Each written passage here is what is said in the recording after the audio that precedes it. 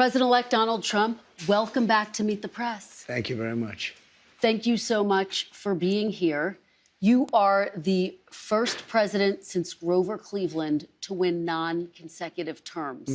Republicans now have control of the House and the Senate. Right. What do you plan to accomplish in your first 100 days in office? Well, we're going to do something with the border, and very strong, very powerful. That'll be our first signal, and a first signal to America that we're not playing games. We have people coming in by the millions, as you know, and a lot of people shouldn't be here. Most of them shouldn't be here, but we have jails being emptied into our country. We have mental institutions from all over the world being emptied into our country. So we'll be doing that. We're going to be extending within that period, or as soon as we can, the Trump tax cuts, because, you know, they're coming due and they're very substantial for people. And it would be very, I think it will anger a lot of people, frankly, if we don't get an extension of that. That's what led us to one of the greatest economies ever.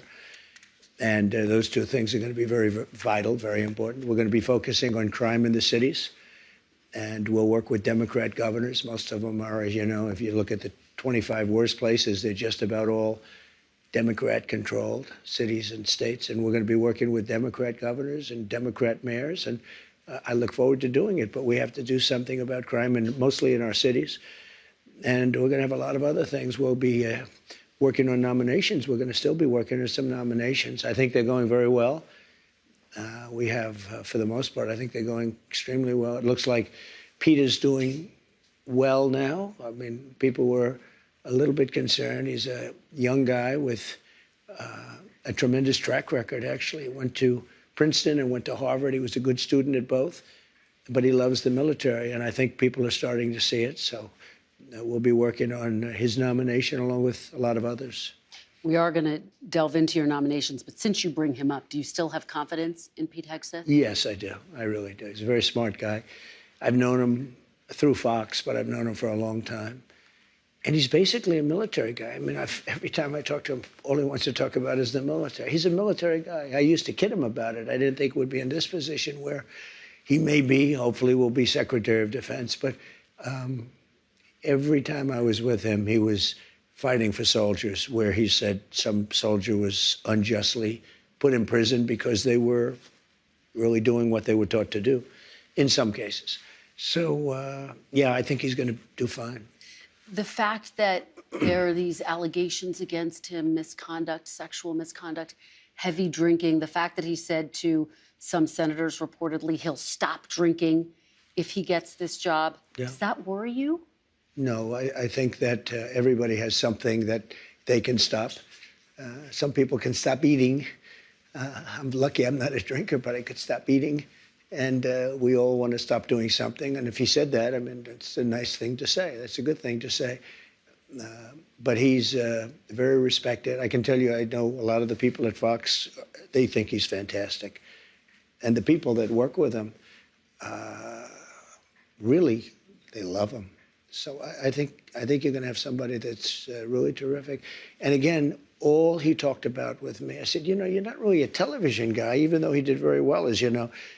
You're really a military guy. He said, I'm all about the military. And I told him, so he's making a lot of money at Fox. They're doing very well. And I said, you know, if for some reason you don't get this thing, you're not going to be able to go back.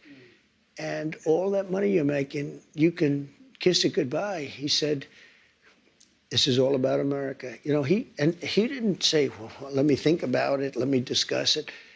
That's a very big, risky thing he's doing. When he goes and he says, I'm going to give up, you know, millions of dollars in order to possibly become the Secretary of Defense.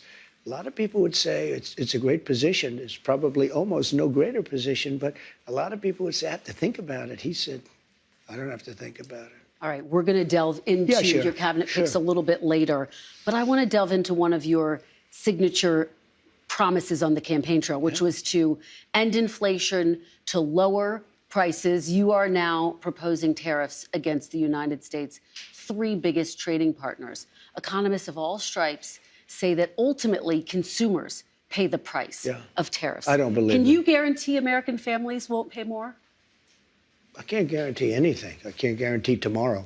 But I can say that if you look at just pre-COVID, we had the greatest economy in the history of our country. And I had a lot of tariffs on a lot of different countries, but in particular China. We took in hundreds of billions of dollars, and we had no inflation. In fact, when I handed it over, they didn't have inflation for a year and a half. They went almost 2 years just based on what I had created. And then they created inflation with energy and with spending too much. So I think I'm a big believer in tariffs. I think tariffs are the most beautiful word. I think they're beautiful. It's going to make us rich. We're subsidizing Canada to the tune of over $100 billion a year. We're subsidizing Mexico for almost $300 billion. We shouldn't be subsidizing. Why are we subsidizing these countries? If we're going to subsidize them, let them become a state. We're subsidizing Mexico, and we're subsidizing Canada, and we're subsidizing many countries all over the world. And all I want to do is I want to have a level, fast, but fair playing field. Sir, your previous tariffs during your first administration cost Americans some $80 billion. And now you have major companies from Walmart, Black & Decker, AutoZone saying that any tariffs are going to force them to drive up prices for their consumers. How do you make sure that these CEOs, that these companies don't, in fact, pass on the cost of tariffs to their consumers? They cost Americans nothing. They made a great economy for us. They also solve another problem. If we were going to have problems having to do with wars and having to do with other things, tariffs, I have stopped wars with tariffs by saying, you guys want to fight, it's great, but both of you are going to pay tariffs to the United States at 100%. And they have many purposes, tariffs, if properly used. I don't say you use them like a madman. I say properly used.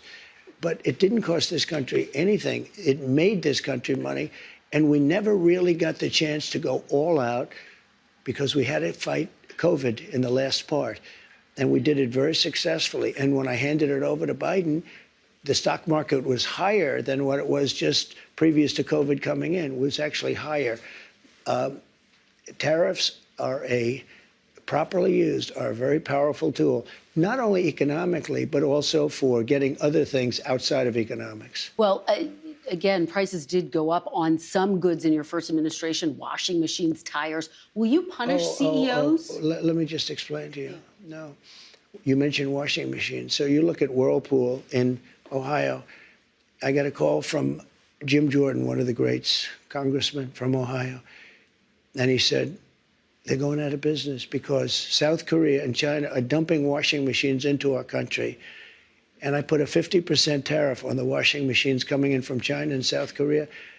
And Whirlpool and the companies that made washing machines, which are based in Ohio, largely based in Ohio, went through the roof. We saved thousands of jobs, tens of thousands of jobs. They were all going out of business because they were dumping washing machines. And when I put the tariffs on, they became successful businesses. No, it didn't. Not only didn't it cost people, it made our country stronger and more powerful, and it kept jobs. But how do you make sure that consumers don't wind up paying more? Will you punish CEOs who try to pass the cost of tariffs on to their customers? Well, the market's going to take care of it. I mean, actually, the market takes care of it. And if it doesn't, we adjust it somewhat. But in the case of Whirlpool, or let's say companies that made washing machines, they were all being put out of business by the dumping from, in particular, South Korea and China. And when I put the tariffs on, very substantial tariffs, although peanuts compared to what people do to us, what countries do to us, it became a very, very powerful, successful company. Now, let's say I didn't do the tariffs. It would have gone out of business. You would have lost tens of thousands of jobs, and you don't include that in your equation. No, they make a lot of money. I'll go a step further. Tariffs are going to make our country rich. Tariffs are going to help us pay off $35 trillion in debt. Tariffs are going to make our country safe because China, as an example, doesn't want to play games with us if we're going to do tariffs on them. They don't want to play games. And we have a lot of games being played on us right now. Well, I think, and that takes me to my next question. Yeah. Are you actually going to impose these tariffs, or are they a negotiating tactic? Well, I'll give you an example. With Canada, and in particular Mexico, We have millions of people pouring into our country. You agree with that. I spoke with both. I spoke with Justin Trudeau. In fact, he flew to Mar-a-Lago within about 15 seconds after the call ended. Yeah. He was at Mar-a-Lago. We were having dinner talking about it. I said, you have to close up your borders because they're coming in the northern border, too, a lot. Not like the southern border, but they're coming in the Canadian border a lot.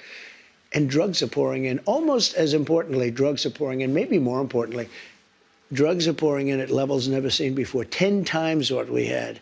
They're just pouring in. We can't have open borders. And I said to the president of Mexico and to Justin Trudeau, if it doesn't stop, I'm going to put tariffs on your country at about 25%. That's a very substantial tariff. And in the case of, in both cases, but in the case where it was really visible, within 10 minutes after that phone call, we noticed that the people coming across the border, the southern border, having to do with Mexico, they were at a trickle, just a trickle. It was, in fact, I call the border. See, unlike my opponent, I do call the border a lot. And I said, how's the border looking today? They said, there's nobody here. They couldn't believe it. The military stopped these vast groups of people. You know, we call them caravans, but they had caravans of people, and they largely stopped them. Now, they're going to have to continue that, but if they don't continue, and the other thing I told them is no more drugs, and I told that to China, too. I had to deal with President Xi. Had the election been different, I'm going to be very nice because we don't have to get into an argument over 2020, but had the election been different, the result been different, we would have had China giving the maximum penalty, which is the penalty of death, to people that sent fentanyl into this country. But Biden didn't, unfortunately, finish that discussion up. I had an agreement with President Xi, who I got along with very well. We've had communication as recently as this week. And I had communication with him where they were going to give the death penalty to anybody sending drugs into the United States. This week you had that conversation. Not that conversation, but I had other conversations. Okay. But in the past, I've had that conversation. Let me ask you about another aspect of the economy, sir, the minimum wage.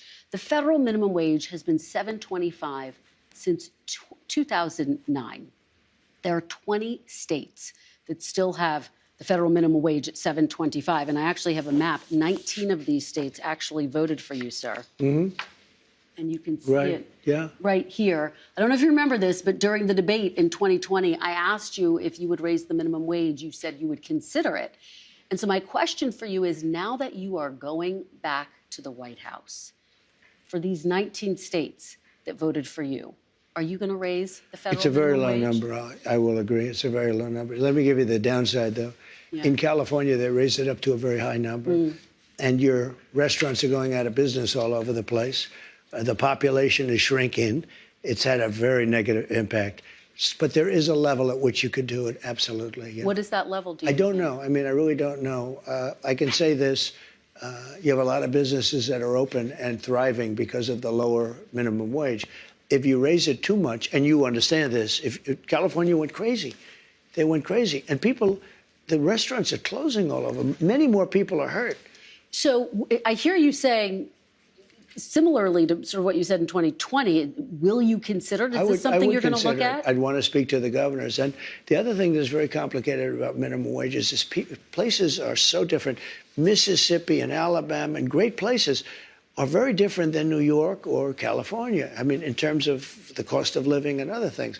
So it would be nice to have just a minimum wage for the whole country, but it wouldn't work because you have places where it's very inexpensive to live, where a minimum wage, which is $8 or $9, might be, might have very little effect because the cost of living in certain places is really low. Before we move on to immigration, which I do want to talk about, the chairman of the Federal Reserve, Jerome Powell, said he will not leave his post even if you ask him to.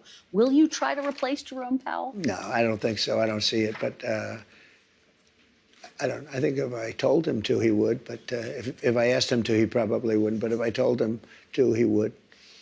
You don't have plans to do that right now? No, I don't. Okay, let's talk about mass deportation, one of your big agenda items. You've talked about prioritizing people who have criminal histories. Correct. But is it your plan to deport everyone who is here illegally over the next 4 years? Well, I think you have to do it, and it's a very tough thing to do. But you have to have, you have rules, regulations, laws. They came in illegally. The people that have been treated very unfairly are the people that have been online for 10 years to come into the country. And we're going to make it very easy for people to come in terms of they have to pass the test. They have to be able to tell you what the Statue of Liberty is. They have to tell you a little bit about our country. They have to love our country. They can't come out of prisons. We don't want people that are in for murder. So we had 11,000 and 13,000 different estimates, 13,099 murderers released into our country over the last 3 years. They're walking down the streets. They're walking next to you and your family, and they're very dangerous. The 13,000 figure, I think, goes back about 40 years. No, it doesn't. No, that it's within the 3-year period. figure. It's during the Biden term. No, that was a fiction that they put that out. This was done by the Border Patrol. It's 13,099, and it's during the Biden period of time. And these are murderers, many of whom murdered more than one person. You don't want those people in this country. But you're saying something, sir, that's significant. I just want to make sure I'm clear, which is that you're saying, yes, you're going to focus on the people with criminal histories, but everyone who's here illegally has to go. I'm saying this. We have to get the criminals out of our country. We have to get people that were taken out of mental institutions and put them back into their mental institution, no matter what country it is. Do you know that Venezuela, their prisons are at the lowest point in terms of emptiness that they've ever been? They're taking their people out of those prisons by the thousands, and they're drunk. And just to get back, because I know exactly what you're getting at. Number one, we're doing criminals, and we're going to do them really rapidly. We're getting the worst gang probably with MS-13, and the Venezuelan gangs are the worst in the world. They're vicious, violent people. And you see what they've done in Colorado and other places. They're taking over, literally taking over apartment complexes and doing it with impunity. They don't care. They couldn't. They just are. They're in the real estate business. The local police say that is not the case in Colorado. Oh, it's totally the case. I mean, I have it you on don't tape. believe the local police. I play it. I used to play it at my rallies every single night. No, they're breaking into doors. They're taking over the building. But sir, you and by the way, the point, police are afraid to do anything. You raised the point that the logistics are complicated. You said Sure it yourself. They are, you would but everything's complicated. Yeah, you need 24 times more ICE detention capacity just to deport 1 million people per year, not to mention more agents, more judges, more planes. Is it realistic to deport everyone who's here illegally? You have no choice. First of all, they're costing us a fortune. But we're starting with the criminals, and we got to do it. And then we're starting with others, and we're going to see how it goes. Who are the others? Others are other people outside of criminals. We have convicted murders. We don't mean people that are even on trial. We have people that have murdered numerous people are on our streets and in our farms, and we have to get them out of our country. What about dreamers, sir? Dreamers who were brought to this country illegally as children. You said once back in 2017, they, quote, shouldn't be very worried about being deported. Should they be worried now? The dreamers are going to come later, and we have to do something about the dreamers, because these are people that have been brought here at a very young age, and many of these are middle-aged people now. They don't even speak the language of their country. And yes, we're going to do something about the dreamers. What does that mean? And what are you going to do? I will work with the Democrats on a plan, and if we can come up with a plan. But the Democrats have made it very, very difficult to do anything.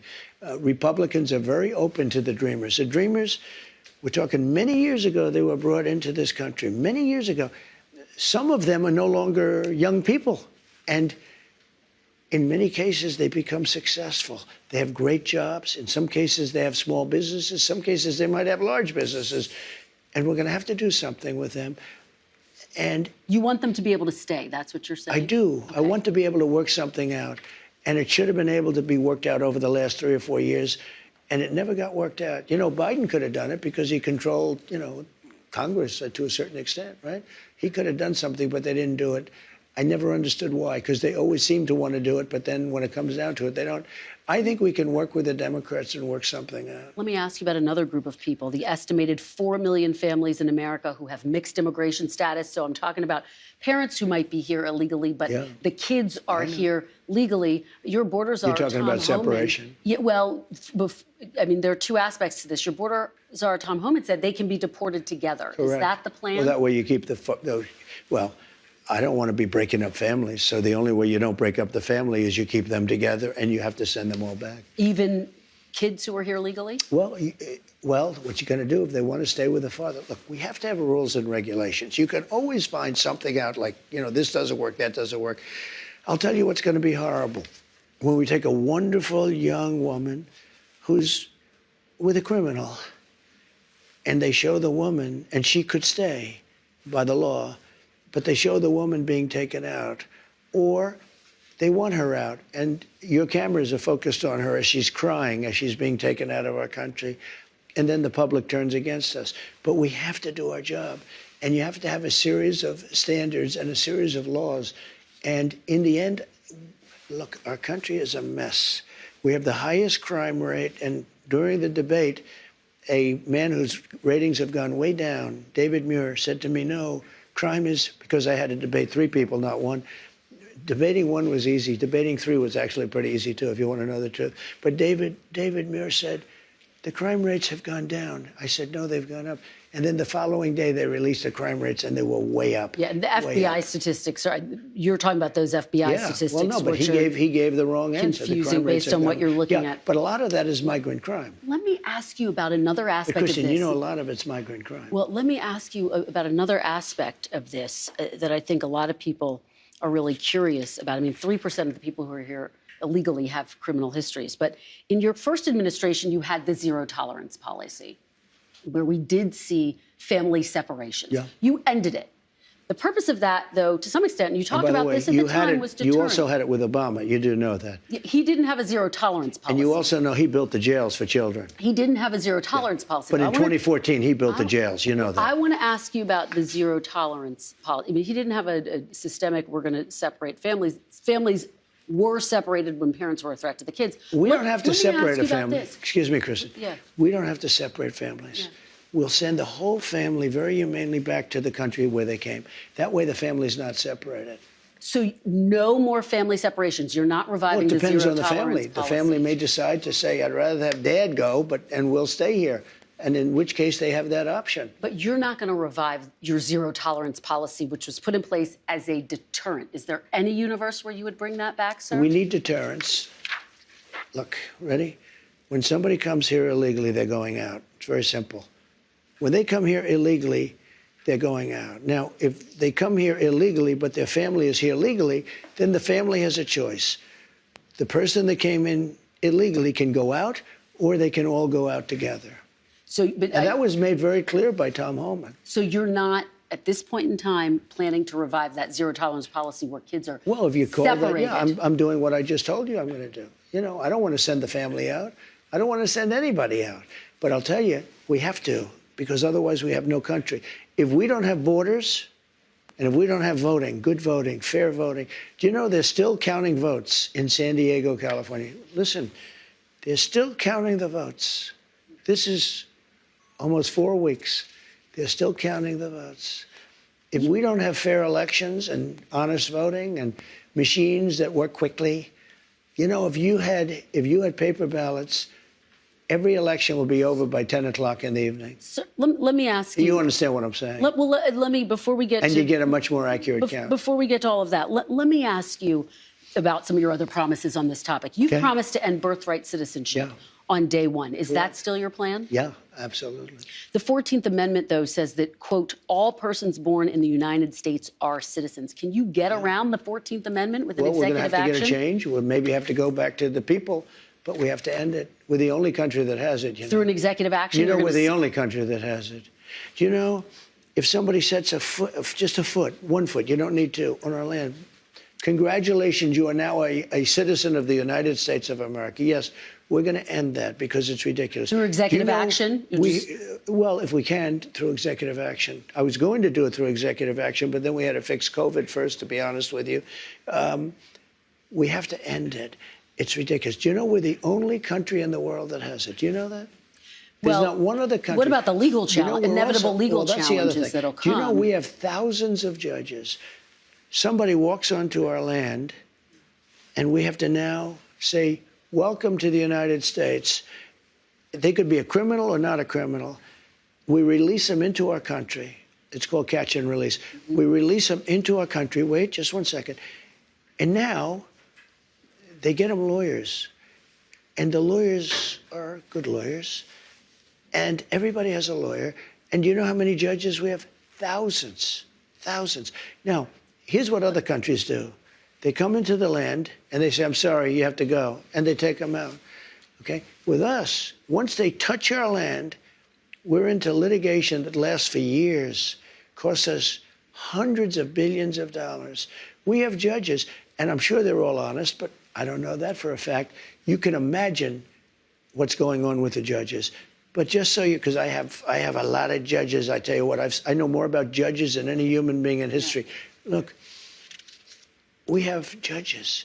Every time somebody puts 2 feet or even 1 foot on a piece of our land, it's welcome to long-term litigation. Other countries, every other country, when somebody walks on and they see that they're here illegally, they walk them off, they take them back to where they came from. We have to get rid of this system. It's killing our country. Let's talk about health care. I've been talking to Republican lawmakers on Capitol Hill. They say it's no longer feasible to repeal and replace Obamacare because it's so entrenched in the system. Do you see it that way? Is that now off the table, repealing and replacing when Obamacare? John McCain let us down by voting, and Murkowski and Collins and whoever it was that voted against, but they really let us down. They did us a great disservice because we would have had great health. Obamacare is lousy health care. It's very expensive health care for the people. It's also expensive for the country, but for the people. It's lousy health care. When John McCain gave his thumbs down after saying for 10 years that he wants to repeal and replace, okay? And then he came out, put his now famous thumbs down, and he became a hero to the left. Let me just tell you, if we find something better, I would love to do it.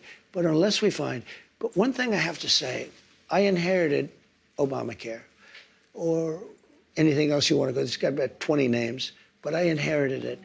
And I had a decision to make with Health and Human Services. I had a big decision to make. Do I make it as good as we can make it, or do I let it rot? And a lot of political people said, let it rot and let it be a failure. I said, that's not the right thing to do. And I had very good people in the medical area that handled that.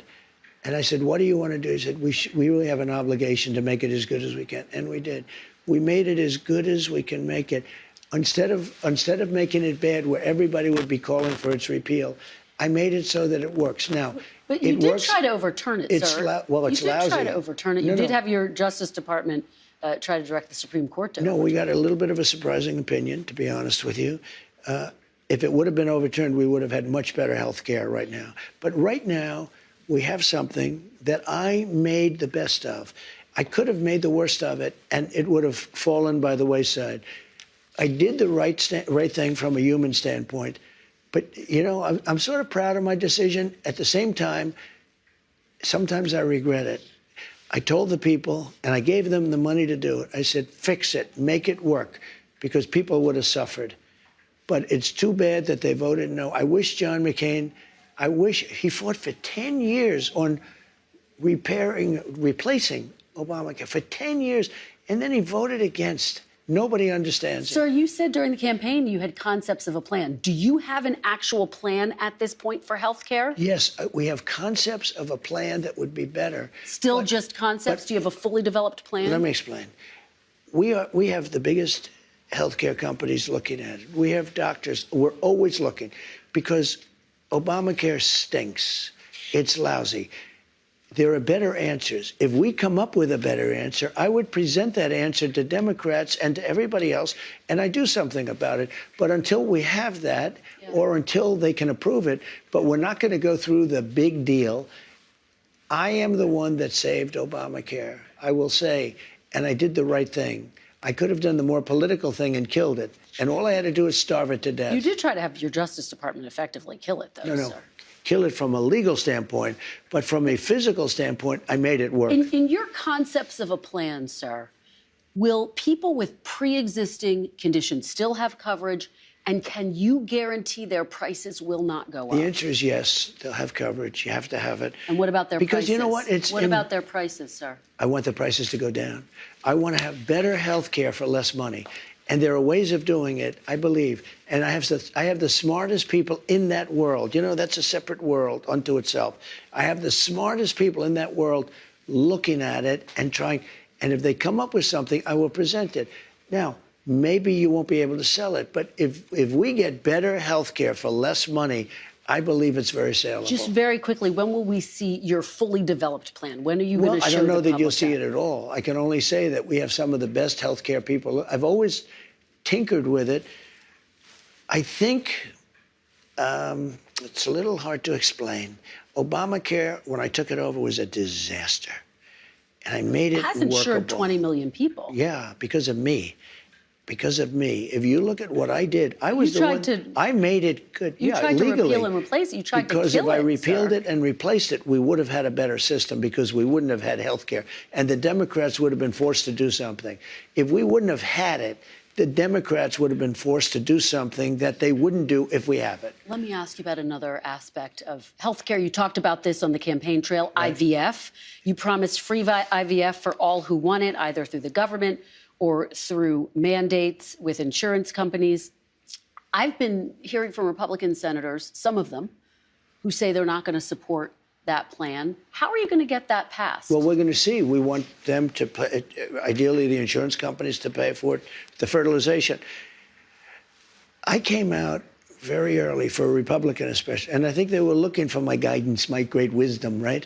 They were looking for it. And I got a call from Katie Britt, who's a terrific person, senator from Alabama, and she said, sir, we just had a really negative ruling from a judge in Alabama, conservative judge, that all of these clinics had to be closed. And she said, and she went into great detail, and she said people are devastated over it.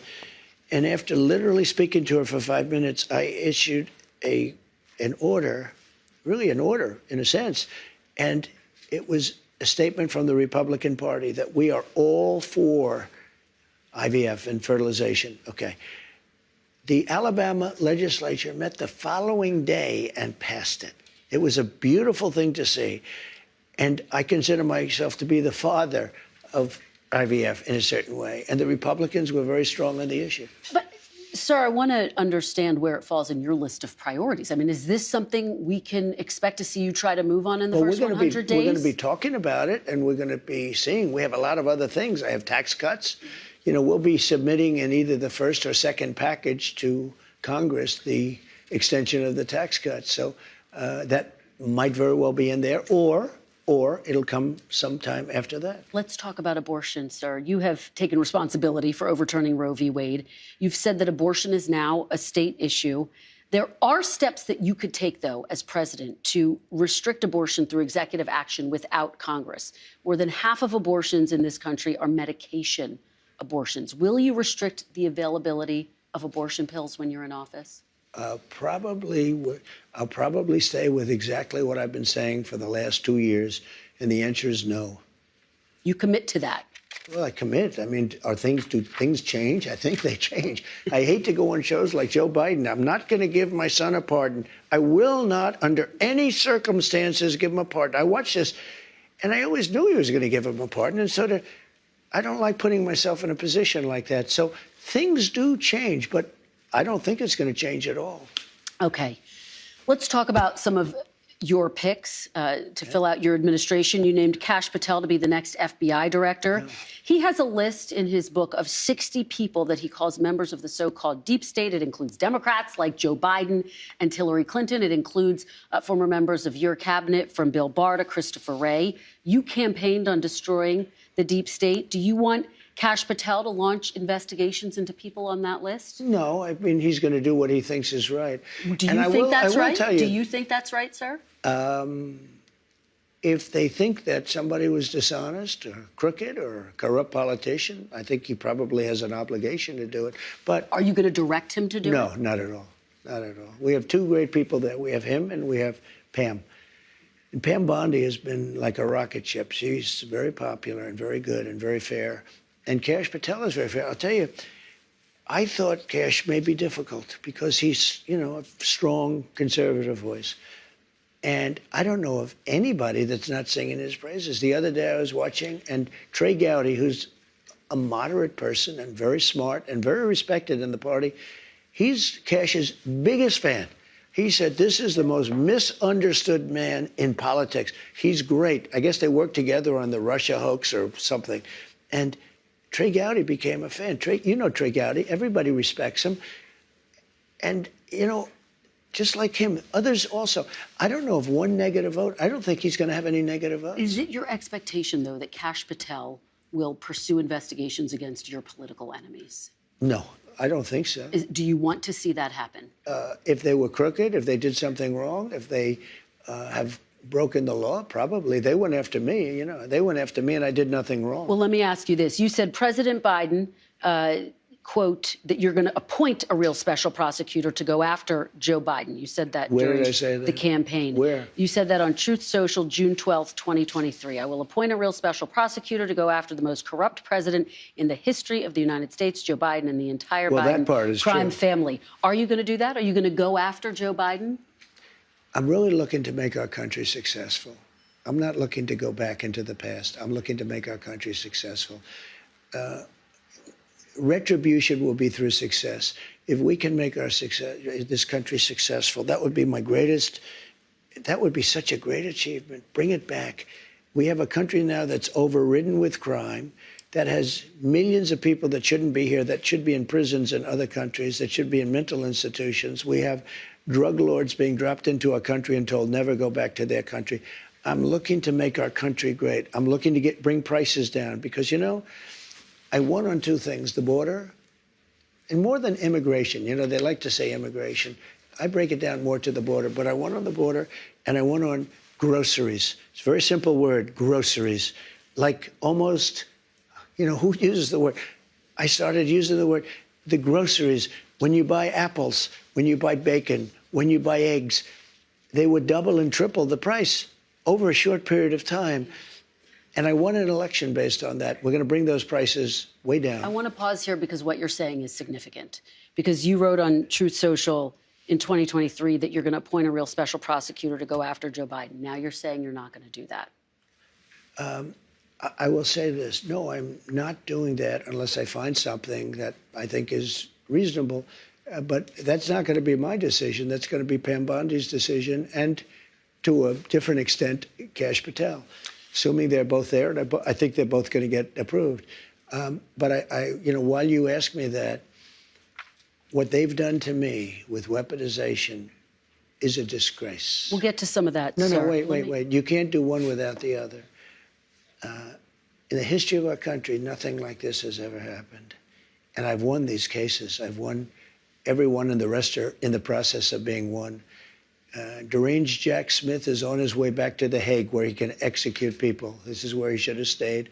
I think he's dangerous even being there. But I'll tell you what they've done to me in terms of weaponization, indictments, impeachments, and everything else.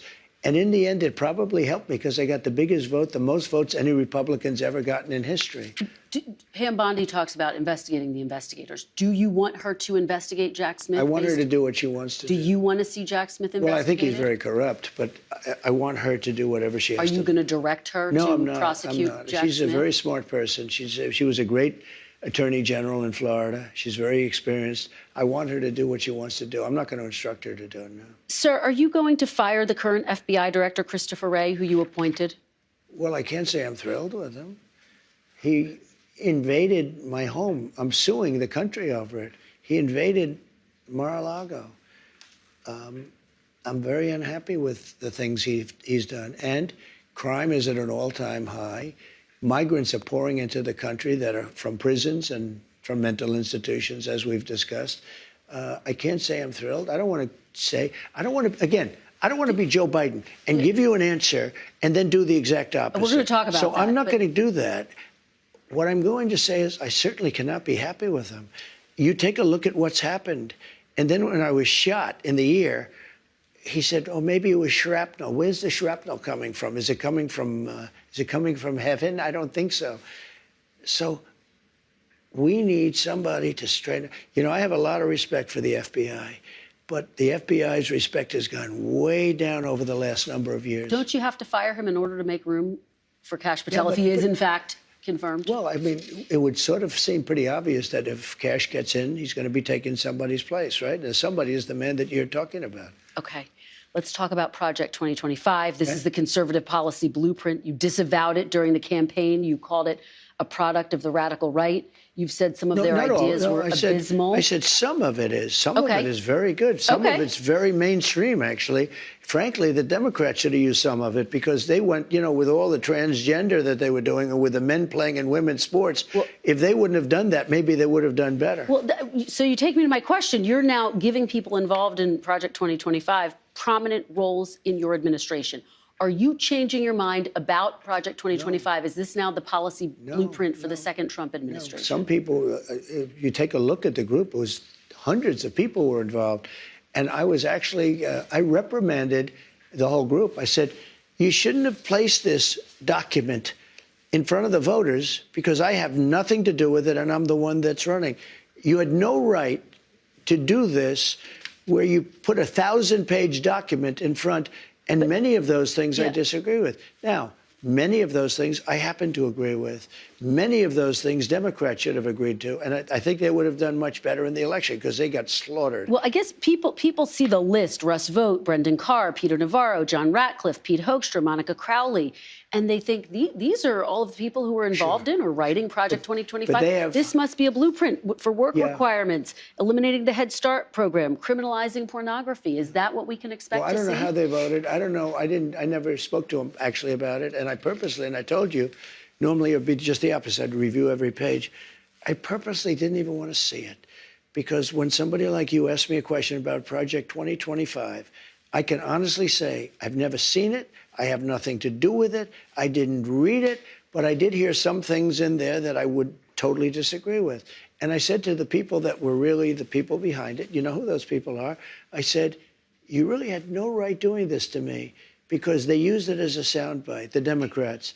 And I don't know, it couldn't have been too effective because they got slaughtered, but they did use it as a soundbite. But to people who see, oh, he's bringing in all of these people from Project 2025, he must know what it is. Well, you know, what? I don't know what it is, no. I don't know what it is. You still don't know what it is? But I heard certain things that I didn't like. And by the way, I heard certain things that are phenomenal. Okay? Like what? Like law and order. We want law and order. Okay? Little things like, let's put prisoners in jail. Let's not let people come out and raid every drugstore in Manhattan so that we have to put glass up and every store is going out of business. Let me ask you about something you've referenced a couple of times in this interview. I asked you last time we sat down for an interview if you were going to pardon yourself. You said no. But now that President Biden has pardoned his son, Hunter, are you reconsidering? Might you pardon yourself? I didn't do anything wrong. I was given the option. And the lawyers told me, a very specific lawyer, I don't have to go into who, but very high up in the administration said, sir, if you pardon yourself, you're going to look guilty. And you did nothing wrong. Oh, I had that option. I could have saved myself a lot of legal fees. But it turned out that I was right. Look at what's gone on. Everything's being dropped. I still have a Fani Willis, a total hoax. That's a total hoax. It's all being dropped. It's all been discredited. It's been dropped. There are those people that say, and this would be the first time in history, that all of those fake indictments, they were going after a political opponent. There are those that say that I actually did better in the election because of it. Now, that would be a first. I think you would agree, because normally that's like you go back to the microphones, you say, I'm leaving right now, I will leave office, I'm going back to my family, and I will fight for my name. Well, I had to fight for my name in public because I didn't leave office. But no, I didn't want to pardon, and I didn't want to pardon myself. I had the option to pardon myself. And you don't want one now? You're not going to pardon yourself now? What do I need one for? First of all, I've won almost all of the cases. What if President Biden... And the ones that I didn't win are on resuscitation. What if President Biden offered you a pardon? Would you accept it? I've never even thought about it. I don't think he'll do it. Look, if he did, he's the one that started this whole thing. He got the Justice Department to go after me. And the state cases are all being run by the Justice Department, which is illegal. They had their people from the Justice Department work for Alvin Bragg in order to get something going. They worked for Letitia James in the state. He had his people go from the federal government and take lesser jobs in the state in order to get Donald And you know Trump. he denies he had anything to do with it. No, and you can't deny it. You know why? Yeah. Because they were there. Wait a minute. Wait. You know, you have a tendency to sort of like slough over things. You just made a statement. His person, the top, maybe the third or second or third person, left the federal government, the DOJ, and went to work for Letitia James. And then, after they got that one started, went to work for the DA. Let me ask you about some of this new reporting. NBC News is reporting that President Biden is considering giving preemptive pardons to the likes of Liz Cheney, Adam Schiff, and Anthony Fauci. If President Biden doesn't issue those pardons, do you think they are going to wish that he had? Are they going to be pursued? I can tell you this about Cheney, and she's a so-called Republican.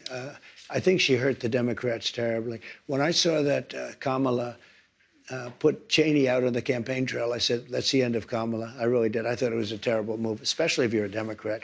But Cheney did something that's inexcusable, along with Thompson and the people on the Unselect Committee of political thugs and, you know, creeps.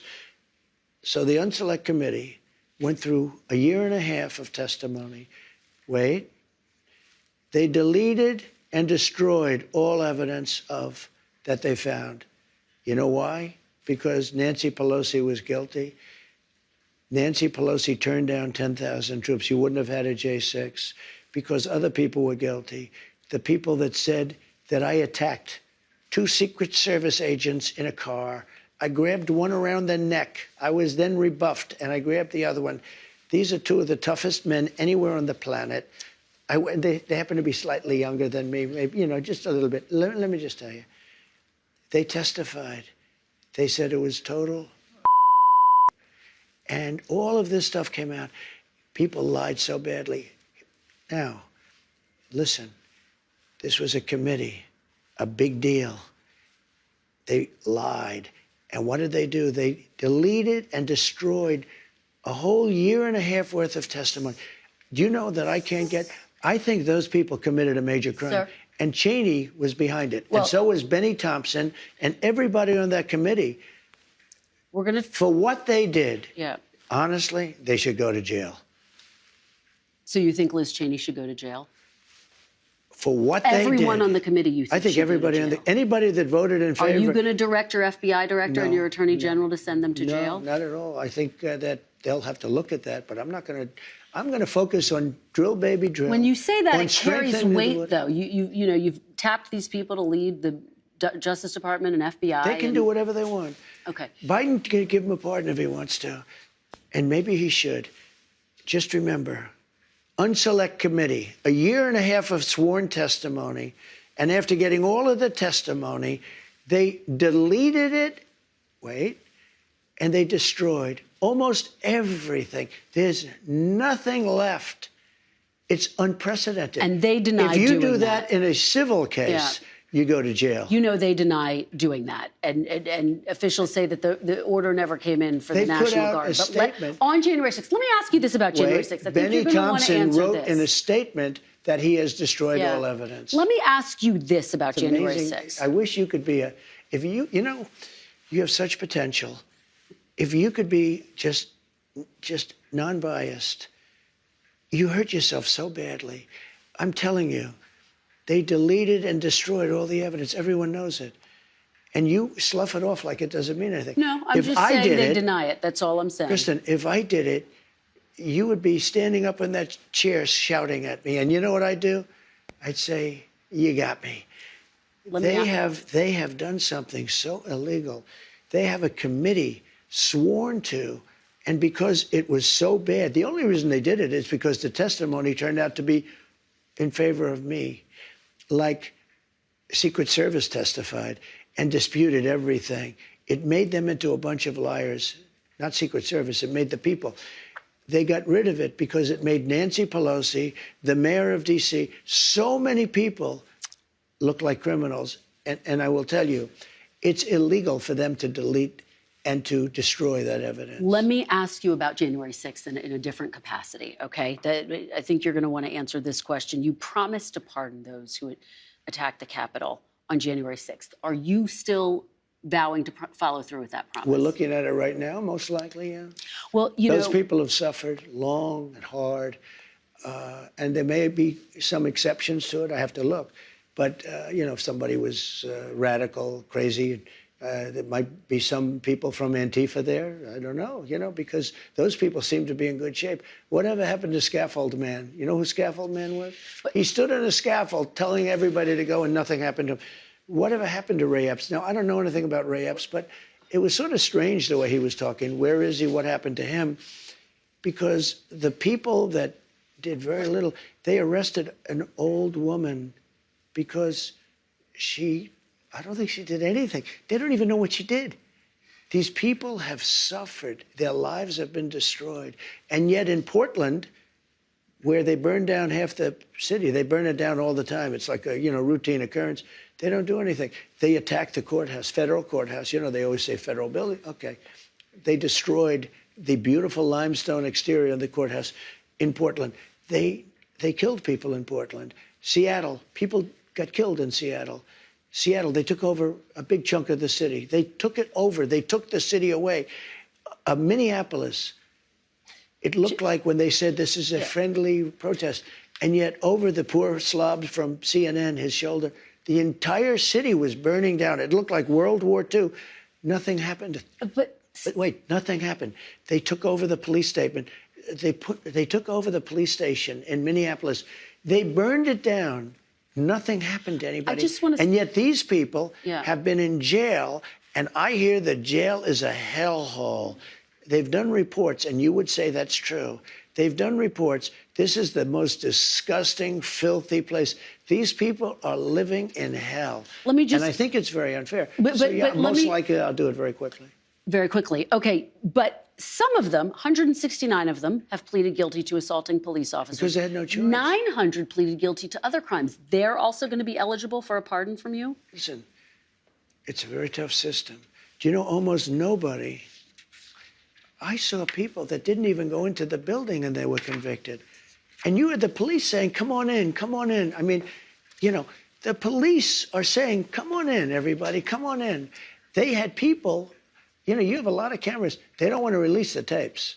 They don't want to release the tapes. So, but you're going to consider pardoning even those who've pleaded guilty to crimes, including assaulting police officers? Well, sometimes they say, here's your choice. You're not ruling it out?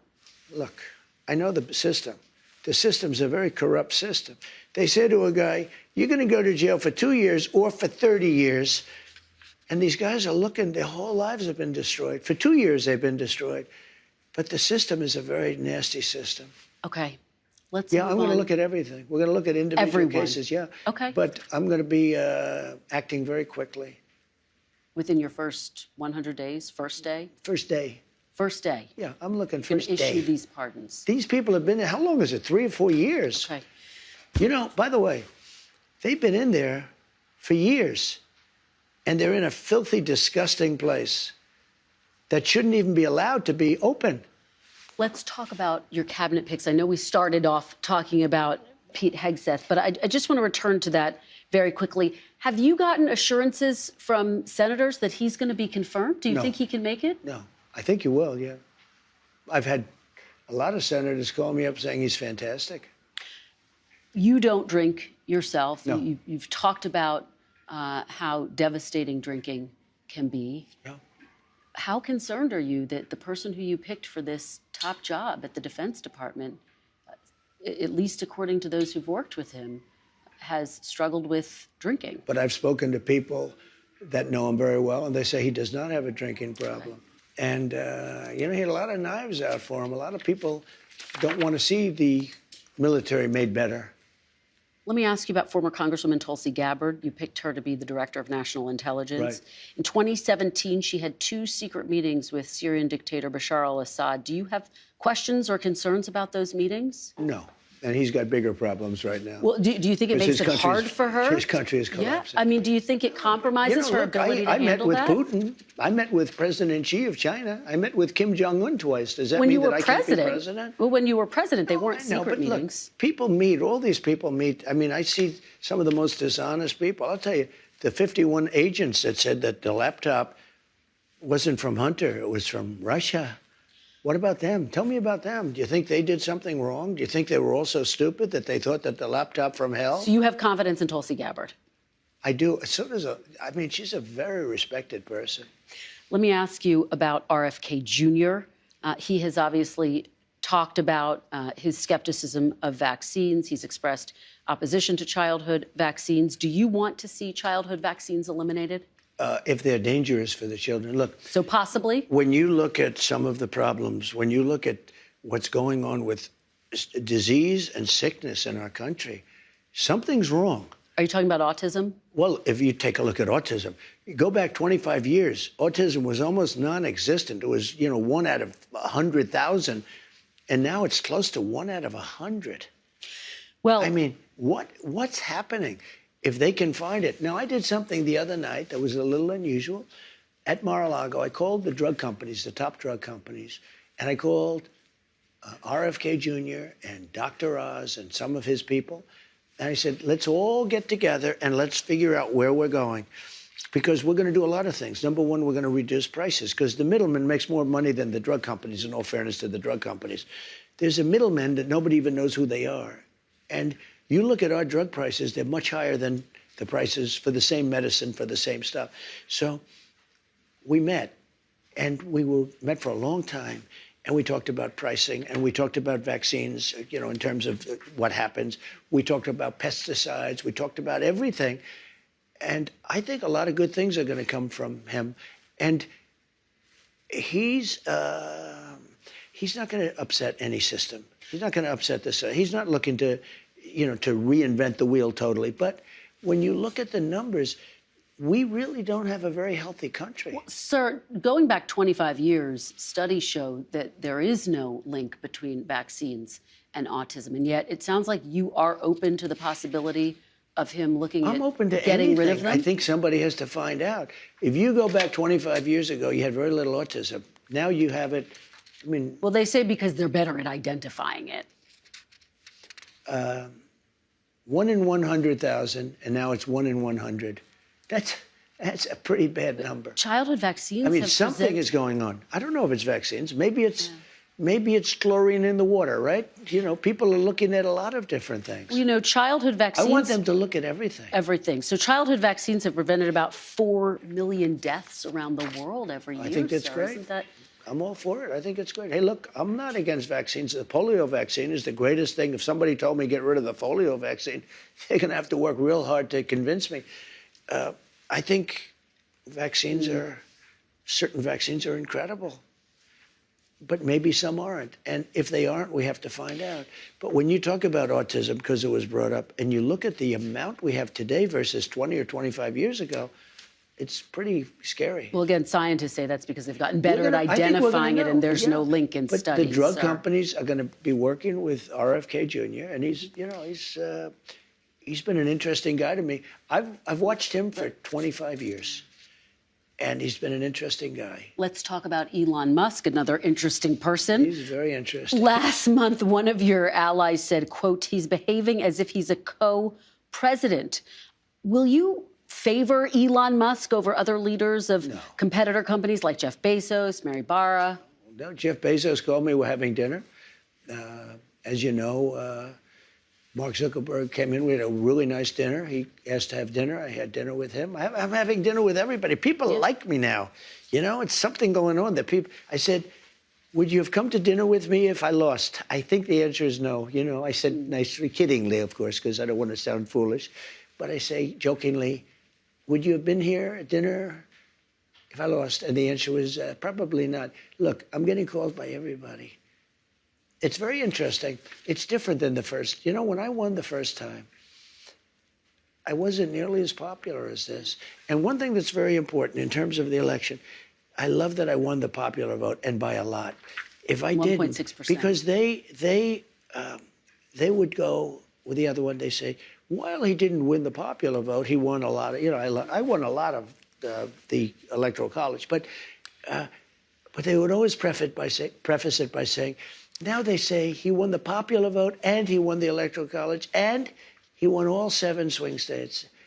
That was a great election. Very quickly, because we're going to talk about the election coming up, but you've tapped Elon Musk, Vivek Ramaswamy, to head up this Department of Government Efficiency. Correct. Which proposes cuts to the federal government. I think a lot of people hear that and they get concerned about Medicare and Social Security and Not Medicaid going to have anything to do. And defense spending. We're talking you about won't touch theft, Medicare, Social Security? Abuse, fraud. Okay. No, I said to people, we're not touching Social Security, other than we make it more efficient, but the people are going to get what they're getting. Okay, so the entitlements And off the table. And we're not raising ages or any of that stuff. Okay, No, off the table. I won't do it. Okay.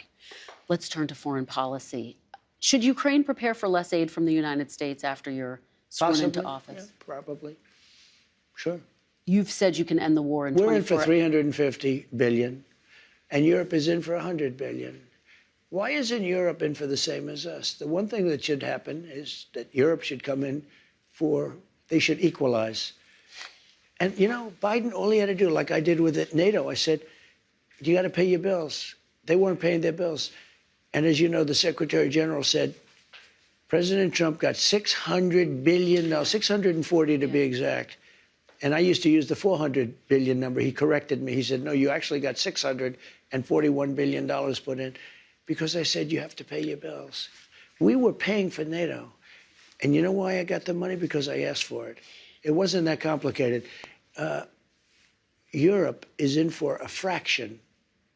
And war with Russia is more important for Europe than it is for us. It's important for everybody, but it's more important for Europe than it is for us. And you've said we have a little thing called an ocean in between us. You said you can end the war in 24 hours. You've even said you want to try to end it before you're sworn into office. I'm trying to end it. You're actively trying to? I am. Have you talked to President Putin? No, I have not. You haven't talked to President Putin since you've been you elected? Mean, no, well, I don't want to say that, but I haven't spoken to him recently. So you've spoken to President Putin since you've been elected? I don't want to say that. I don't want to say anything about that because I don't want to do anything that could impede the negotiation. But you I want to stop talked it. about Let me tell you what I have leaders. talked about. Let me tell you. Okay. There are people being killed in that war at levels that nobody's ever seen before. You have to go back to the Second World War, and even that, if you take a look at, and you know what it is? It's the soldiers largely. The cities have been emptied out and demolished. The country has been demolished. If I won that election, which you know how I feel about it, I won't get into it because we don't need to start that argument. I think it's an easy argument. It was really proven even more conclusively by the win that I had on this one. But you did go to court, sir. Well, that's your opinion, but okay. I disagree with it. Had I kept control, number one, Israel wouldn't have happened. Number two, Ukraine would have never happened. It would have never happened, Ukraine, Russia. But the number of people that are being killed, soldiers, young, beautiful soldiers, hundreds of thousands of people are being killed. And, it's very interesting. It's level. Totally level, the battlefields, totally level. You know what's happening? Yeah. The only thing that stops a bullet, you know what it is a body, a human body. And the people that are being killed, hundreds of thousands on both sides. Russia's lost probably 500,000. Ukraine's lost higher than they say, probably 400,000. You're talking about hundreds of thousands of bodies laying all over fields. It's the stupidest thing I've ever seen, and it should have never been allowed to happen. Biden should have been able to stop it. Sir, will the United States stay in NATO while you're in office? In where? NATO. Do you commit that the United States will remain a member of NATO while you're in office? Again, they have to pay their bills. If they pay their bills, absolutely. But not if they don't pay their bills. But NATO's taken advantage of us because we were look, two things. Number one, they take advantage of us on trade, meaning the European nations, okay, like terrible. They don't take our cars. They don't take our food product. They don't take anything. It's a disgrace.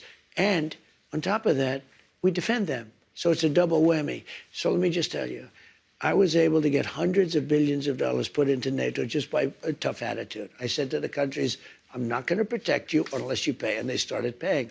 And that amounted to more than $600 billion. That's a big thing. Otherwise, they wouldn't even be fighting. They wouldn't have any money to fight.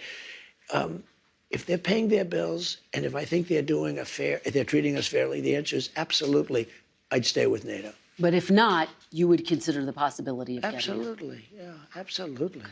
Let's turn to the Middle East now, sir. There are still American hostages being held in Gaza. Yeah. You said this week that if the hostages aren't released before Inauguration Day, quote, there will be all hell to pay. Correct. What exactly did you mean? And do you still think that the hostages are alive? I'm not a big believer in the fact that there are too many of them living, sadly, because I've seen the way they've been treated. I talk about the young girl that was pulled by her hair violently and thrown into the back of a car like she was a sack of potatoes. And I said, you know, that's hatred. And then I said, how did that young girl do? Beautiful young girl just dragged by her hair. You remember, blood pouring all over her body. You can imagine the parents thrown into the back of a car by some horrible guy. And I said, how is she? She's dead. She died, sir. I don't think you have as many. I mean, I hate to say it. I think you have far fewer hostages than people think. Really? That's what I think. It's only my opinion, but okay. I've been right on just about everything. Are you going to pressure Prime Minister Netanyahu, with whom you have a very good relationship, to end the war in Gaza? Yeah, sure. And have you already started that process? I want him to end it, but you got to have a victory. People forget about October 7th. That was as violent. And you know what's happening? I noticed that a lot of people are saying, oh, it never really happened. That's like the Holocaust. You know, you have Holocaust deniers. Now you have October 7th deniers, and it just happened. No, October 7th happened. And I've seen the pictures. What happened is horrible. If China invades Taiwan on your watch, are you committed to defending Taiwan? I never say. Still won't say? I never say, because I have to negotiate things, right? Can you just say if you'll defend it? I'm not saying if the U.S. military. I'd prefer that they don't do it. I have a very good relationship with President Xi. We have been communicating with each other. Since you were elected? Yes. And you sent that message? Since like 3 days ago. Yes, we communicate. And you sent that message to him, don't invade Taiwan? We didn't talk about that. Okay. We talked about other things. But I have a very good relationship, and I hope he doesn't do it. This week, a federal court upheld a law that could result in TikTok being banned. You said you're going to rescue TikTok when you get into office. Are you going to take steps to protect it? Yeah, and as you know, I used TikTok very successfully in my campaign. I have a man named TikTok Jack. He was very effective, obviously, because I won youth by 30%.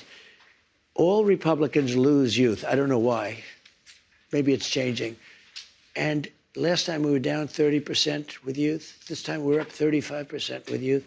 And I use TikTok, so I can't really, I can't totally hate it. It was very effective. But I will say this, if you do that, something else is going to come along and take its place. And maybe that's not fair. What they're doing, and really what the judge actually said was that you can't have Chinese companies. In other words, they have the right to ban it if you can prove that the Chinese companies own it. That's what the judge actually said. So are you going to try to protect TikTok, just very quick, once you're in office? I'm going to try and make it so that other companies don't become an even bigger monopoly. Okay. Because that's what happens. We're winding down, and I know you have a plane to catch. I do.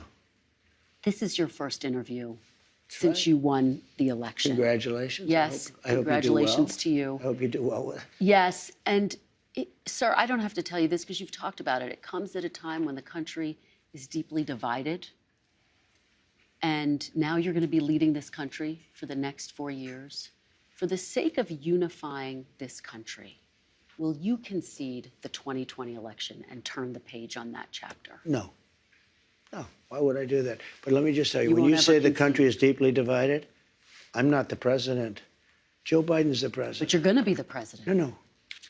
I'm not the president. So when you say it's deeply divided, I agree. But Biden's the president. I'm not.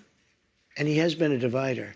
And you know where he divided it more than anything else, and it probably backfired on him, I think definitely, is weaponization. When he weaponized the Justice Department and he went after his political opponent, me, he went after his political opponent violently because he knew he couldn't beat him.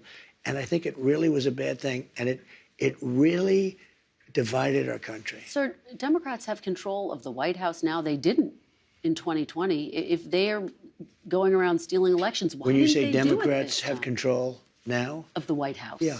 So why didn't they steal this election? Since they have more power now. Because I think it was too big to rig. So you won't... Too big to rig.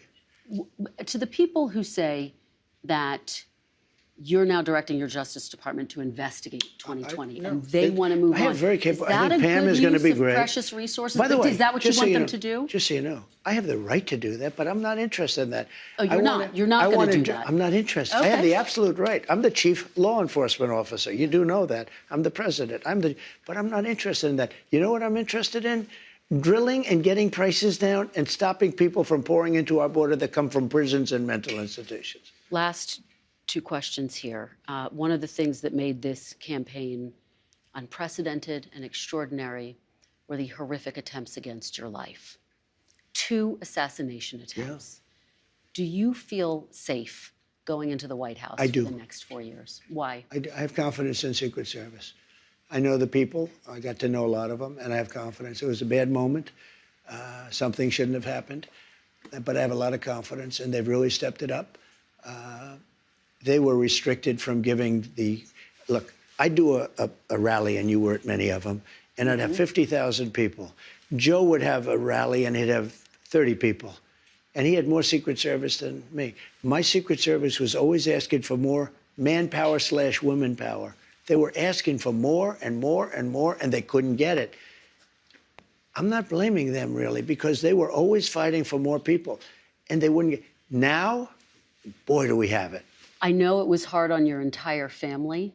What can people expect from the First Lady in this second administration? What role will she play? She obviously had her Be Best campaign. She's very liked, loved, and she's very respected, and she's a very solid person, and she devotes a lot of time to helping children. You know what she does, and she's got her Be Best deal that is incredible what she's done. The one thing I say, whether it's First Lady or my children did such a good job, and they were treated very badly by the press and others.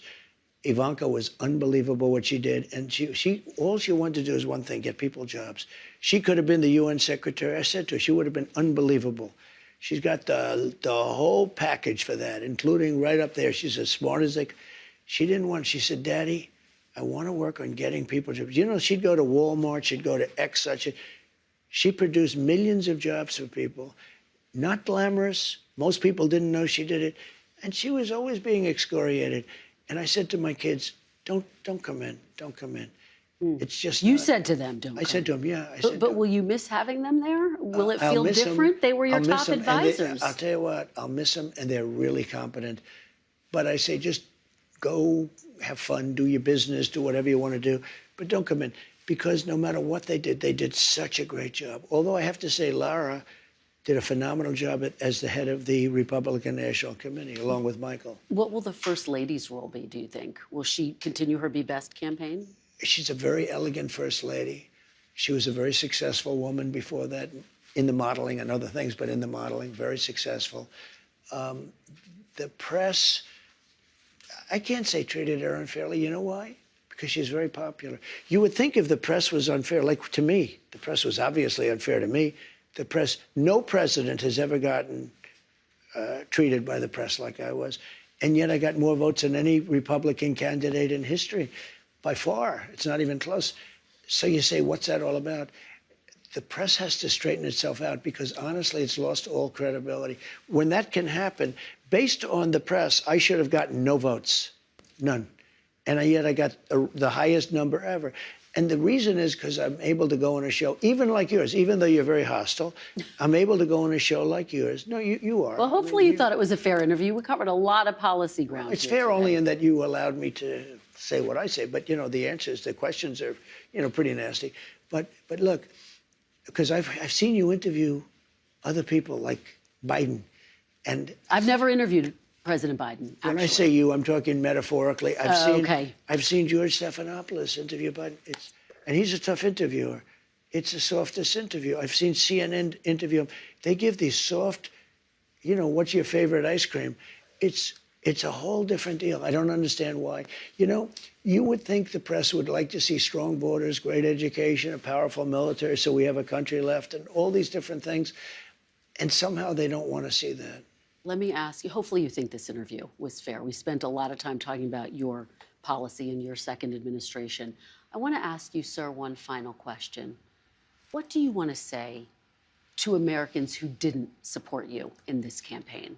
I'm going to treat you every bit as well as I have treated the greatest MAGA supporters. There's never been anything like MAGA in the history of this country.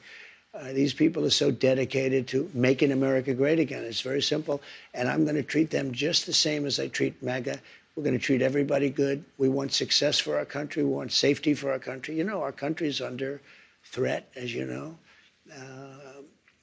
We have a tremendous threat militarily because of the power of weapons and weaponry. It's a tremendous threat. Nobody talks about it, but it's a tremendous threat. I want to treat everybody the same. I want to treat them well. And at the end of this 4 years, and I have a big head start because I was there for 4 years fairly recently.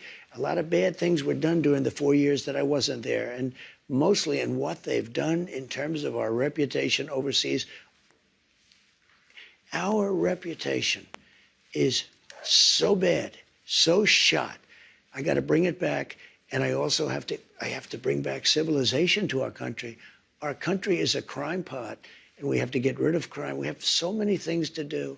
We have to do the prices. We have to do all of that. But we have to get the criminals out of our country. We have to bring down crime. People have to be able to walk across the street and buy a loaf of bread without being shot. And that's going to happen. But what I say to them is, I love you, and we're going to all work together. And we're going to bring it together. And you know what's going to bring it together? Success. I saw that just prior to COVID coming in, I had polls that were the highest anyone. McLaughlin and Fabrizio said, George Washington and Abraham Lincoln, if they came back from the dead and they ran as president and vice president, couldn't beat you, sir. We were doing so well. And I was getting along with the left. Let's call it the left. We'll be nice. Okay, we're just going to call it. But I was getting along with people that you would consider liberal or progressive, as they like to say, at levels that I never thought was possible. And you know what it was? Success. Success was bringing the country together, and that's what I want to do.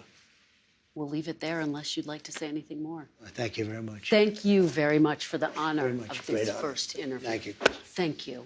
Thanks for watching. Stay updated about breaking news and top stories on the NBC News app or follow us on social media.